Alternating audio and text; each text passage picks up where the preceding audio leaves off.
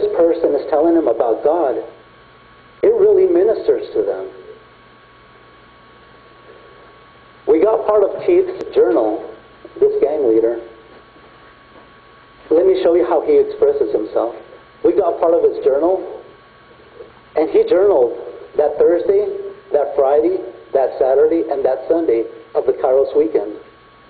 He starts off with a poem, and this is what he writes.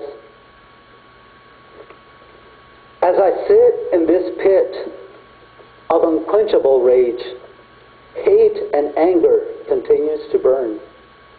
Black is my pit from pole to pole. I think whatever demons, spirits, or gods may be for my soul. After all, I am the master of my faith. I am the captain of my soul. And he continues writing in his journal. He says, I absolutely hate anything to do with the so-called Jesus God. I hate any religious activity like that. This isn't a feeling that I picked up in prison. Prison only let it grow like a wildfire through a dry forest. As a matter of fact, I find pleasure in hurting Christians. I'm only happy when I'm doing something wrong. The only things I care about are myself and my homeboys. No regret, no sorrow, no guilt flows through these veins. I know that whatever demons or gods I land in front of, I'm going to give them hell. I'm going to take their spot and do what I love, torturing others. Putting in for Kairos was a joke. All I wanted to do was eat and steal anything that I could get my hands on. I put sarcastic answers on the form that I filled out. Answers like, I want to go to Kairos because I can eat a lot. I don't care what the officers think about me. The only thing I knew about Kairos was what I read in the form that I filled out. When I went to the interview, I thought, look at these losers. A fat man with rainbow suspenders and an old man as a sidekick. I was looking to get in and out really fast so I could go down to the chow hall and steal some food. They were serving fish that day.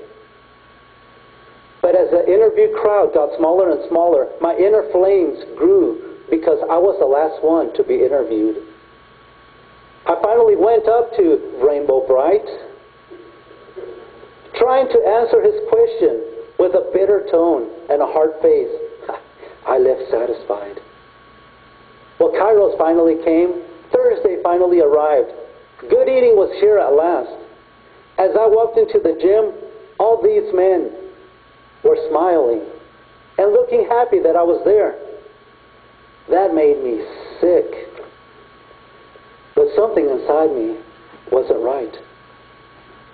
A man in a wheelchair, he called out my name. A well-dressed man, he came up to meet me, and he gave me a name tag.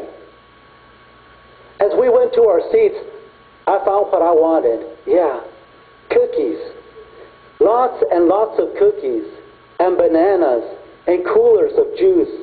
I made sure that I got plenty of what I came for. The young man started talking to me, and I started to feel uncomfortable. Then he told me he was a cop, a sheriff of some county. I hate all cops. I know I ground my teeth so hard I almost broke a few. The hours passed by quickly. When it was time to go, I was disappointed. They only gave me 2 tuna sandwiches, and I was sent on my way. I was nowhere near full. I recall asking the young man if he would be disappointed if I was still me and I did not believe in God. And he said, that's your choice. I could tell he was uncomfortable. That brought me pleasure. Back in my cell, I began to write my son and tell him about the day. And for some crazy reason, I scribbled a few lines to the young man. something wasn't right. I felt something. Could it be guilt or sorrow or perhaps regret? I don't think so. But whatever it was very unpleasant. So that was Thursday. Friday came along. On Fridays there is great food, lots of fruit. There the inmates have told us, some of them have told us that they have not eaten real fruit in so long. I met a Cuban guy there and he said, I have not eaten a banana in 10 years. And you guys brought bananas, apples, grapes. And they are so happy to receive those. And I'll tell you how happy they are. The record for eating bananas in prison during the Kairos weekend, 4-day weekend, is 84 bananas in that weekend. 84 bananas from one guy. Praise God. We have sermons there called talks. We do posters with them. We do praise and worship. And they don't mind raising their hands. And we sing a song called Take the Shackles Off My Feet So I Can Dance. Oh, they do. Not that they have physical shackles, but spiritual shackles. So many things that tie them down. And when we sing Just a Closer Walk with Thee, or where the Spirit of the Lord is, there is freedom. I'll tell you, watching an inmate saying, where the Spirit of the Lord is, there is freedom. I'll tell you, that is beautiful. I mean, talk about praising the Lord in prison. Praise God. And we also have discussions of those talks. And like I said, Keith was at our table. And we took turns talking to Keith. And we told him how much Jesus loved him. And how Jesus had died for him. And for his sins.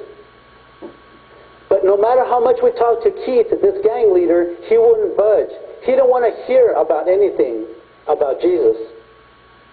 Let me read you from his journal what he put on Friday. Friday. They all had the same faces as they had the day before. All smiles. Looking as if they were glad that I returned. I thought, if they only knew what flows through these veins, pure anger and hate pumps out of my black heart. As we took pictures, I sat looking at all the others. Then something hit me I had never felt before. Could this be my eyes watering up? I tried to shake it off. I saw a man I had seen before because he comes every Saturday. The look in his eyes pierced me like I was thrown in freezing water. What was this pain? I started crying. He asked if we had done anything wrong. I said, I can't handle this. It hurts. Yes, love, happiness, joy brought this pain, and I don't want to know it. You see, I taught myself to burn every bridge I cross so that I won't be hurt anymore.